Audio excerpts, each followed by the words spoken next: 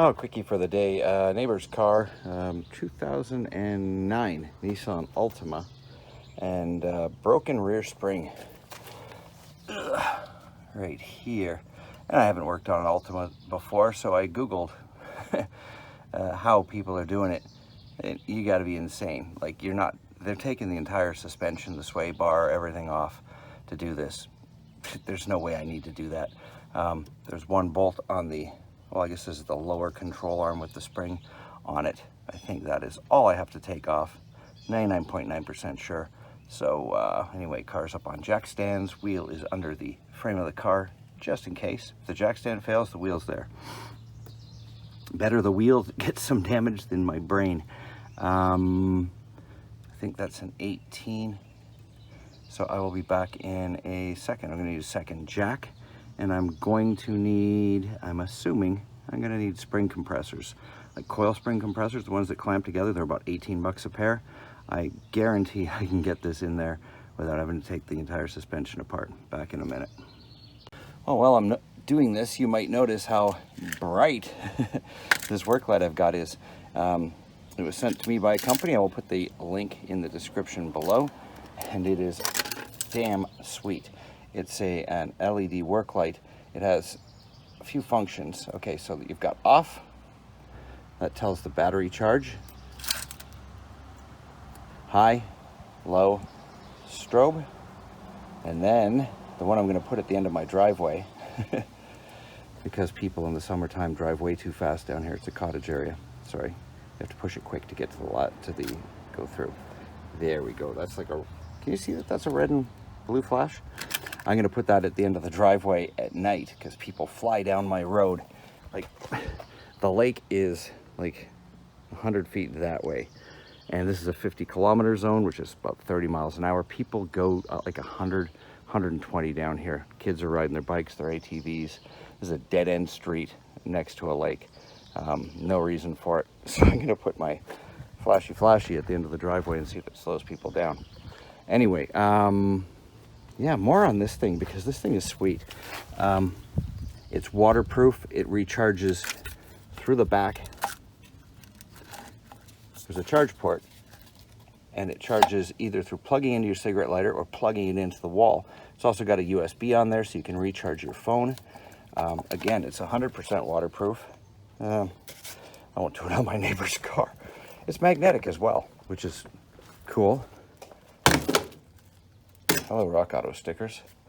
Magnetic. And pretty much indestructible. I soaked it. Well, let's turn it on and flood it with some water. What the hell?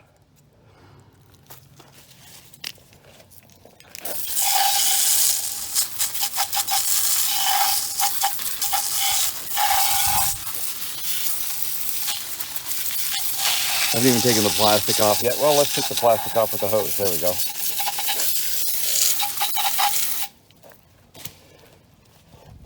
Another throw. Backyard. Hui!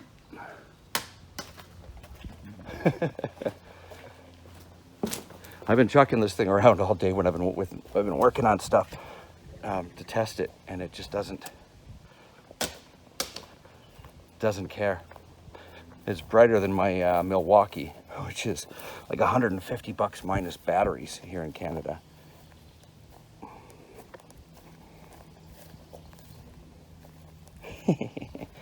Yeah, this is really sweet.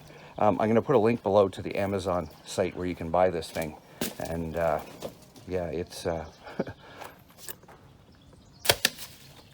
it's pretty damn neat. It's pretty near indestructible. And I break stuff. I just do. Oops, stop it. I'm just I break things. I'm very disaster prone.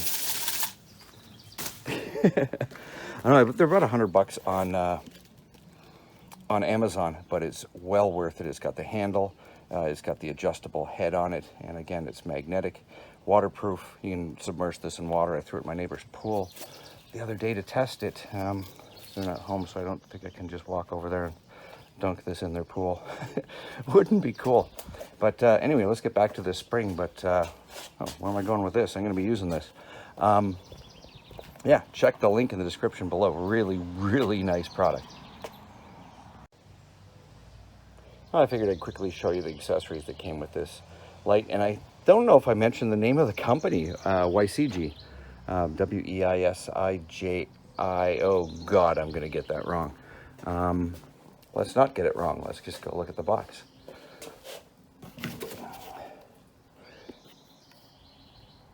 W-E-I-S-I-J-I. Oh, my God, I got it right. So YCG.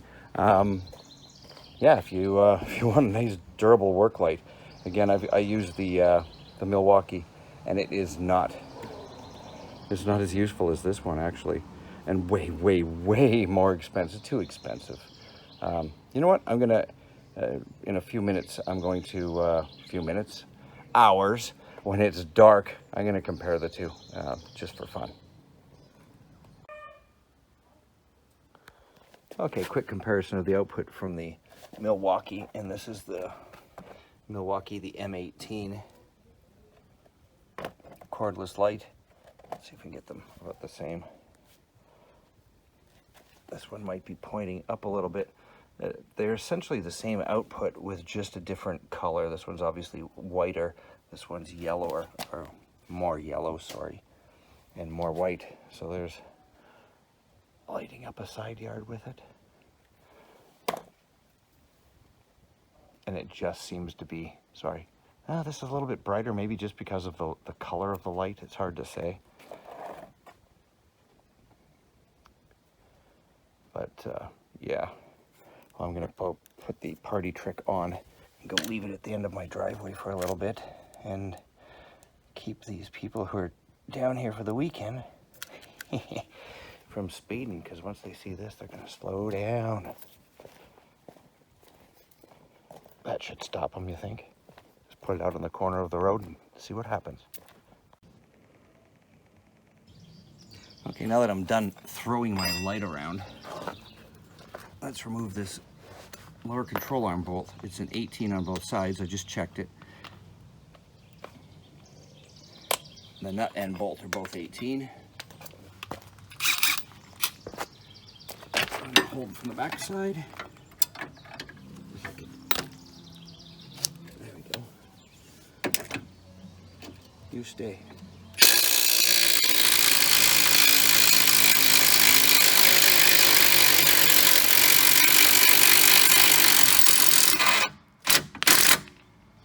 There goes the nut.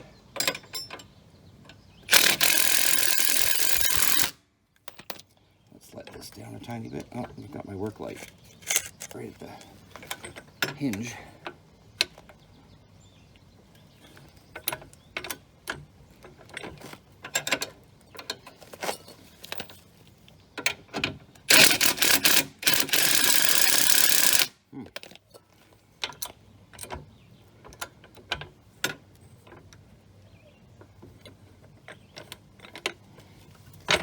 I didn't think there was much spring pressure on that, and there's not.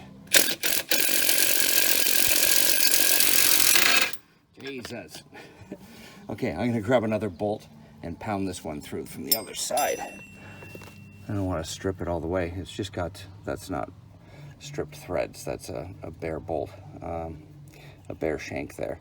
So yeah, I'm gonna pop a screwdriver or a drift through the other side to pop that bolt out. And we'll keep the jack stand under there to keep it the spring from going down, but I don't think it's going to go down too far. Back in a sec. Okay, bolt out. I'll lower get this out of the way.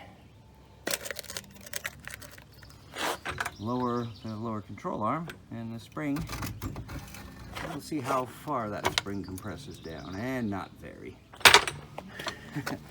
I could probably, yep, I can get you over here. I don't know if you can see or not. No, you can't.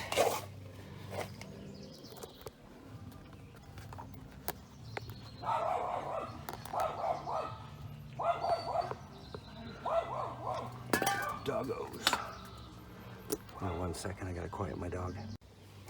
Okay, dog pacified. I don't think I'm gonna need a crowbar, but I might. You can see the top coil here. Brookie brookie.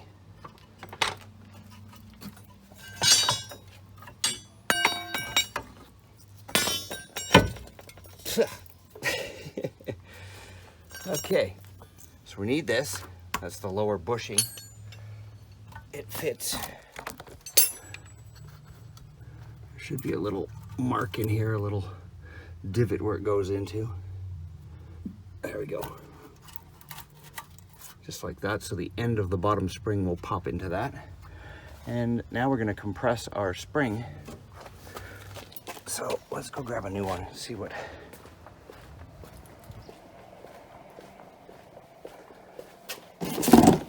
Okay, new spring. Compare it to the length of the old one. We might just be able to push this sucker in, I don't know.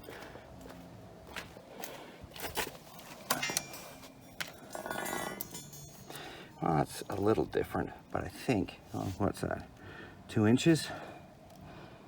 It's gonna take some pushing, but I think I can do it. So this part here is the bottom. The open coil is the bottom. The closed coil is the top. See, this is closed.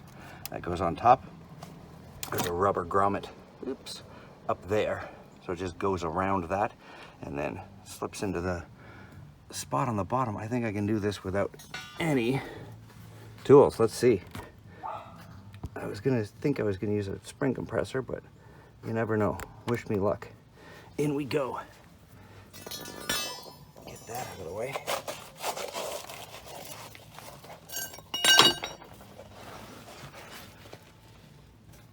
Hopefully I'm not in your way. Jeez, probably. Damn it.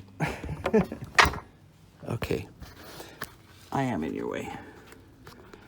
Let's put you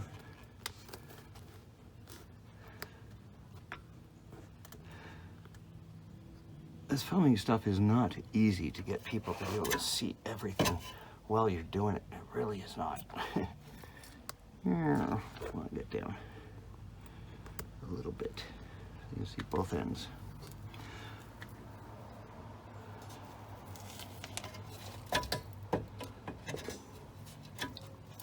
Okay, so this is gonna be a bugger to pull down and hold.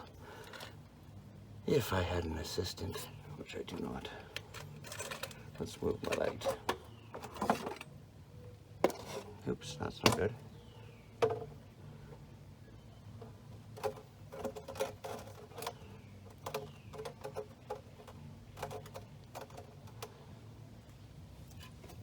Does this spin? It does. So here's where the end of the spring, oops, can you see? I was blocking off the light. The end of the spring pops into. Oh, well, there we go. Isn't that nice? Okay, so you just pop up and spin on and then stay. Okay, so the end of this spring is around here. So do we do bottom first or top first? It's my first Nissan Altima, people, so let's give me some slack. Okay, so I don't know if I can yank that down high enough. I think I can.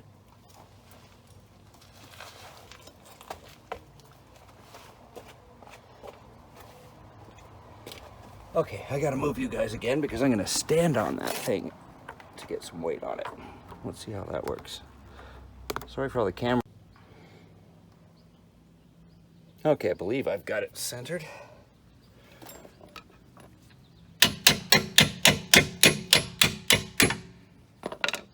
And now 66 foot-pounds of torque, and we're done. But remember, when you're torquing any suspension ball joint control arm that has got a rubber bushing in it, you always want to tighten it with the suspension approximately where it's going to be when all the weight is on the car, or else this bushing is going to be, if you tighten it when it's all the way down, every time it goes all the way up, this bushing is going to tear. So you want to have it in the middle of its travel. So where the spring is mostly compressed, we're approximately where it's going to be at normal ride height. So that's looks to be about there to me. Again, not 80 foot-pounds of torque, or sorry, 65 to 70 foot-pounds. And we're done. Just gonna have to put the wheel back on, and that's it. Thank you very, very much for watching. Check this sucker out on Amazon. It's a pretty damn good deal. Yeah, anything else I can tell you about this thing? I told you it charges from your car, charges from a wall outlet, a 110 wall outlet. It is magnetic. Oh, it's got a bunch of rust on it now because I've been using it, and pretty much bomb proof. Thanks for watching.